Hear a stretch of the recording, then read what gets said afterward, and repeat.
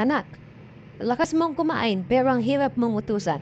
Kapal mo, napakabatugan mo. Nay, kapag yung baboy natin malakas kumain, natutuwa ka. Sino ba talaga anak mo? Yung baboy o ako? Umayos ka na, huwag ganun.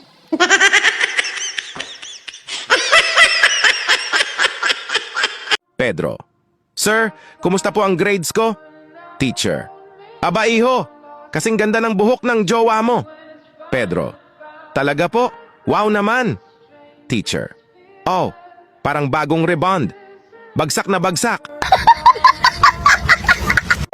Kahit anong aliw mo sa sarili mo, kapag wala kang pera, manghihina ka talaga.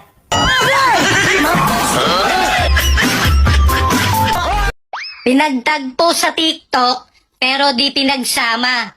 Kasi sa personal, parehong may asawa.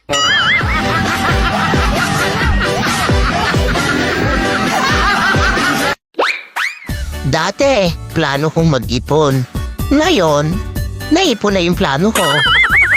Ang hirap naman kasi maghanap ng pera eh. Sana dumating yung araw na pera naman ang maghanap sa akin. Ang laki ng pinagbago ko. Nung isang araw lang, may pera ako. Ngayon, wala na. Noon kapag pinagalitan kami ng teacher, lagot kami sa nanay namin.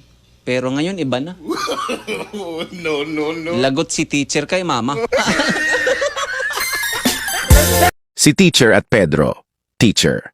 Pedro, paano mo nagawang ma-perfect ang exam mo ha? Pedro. Believe ka na naman sa akin ma'am?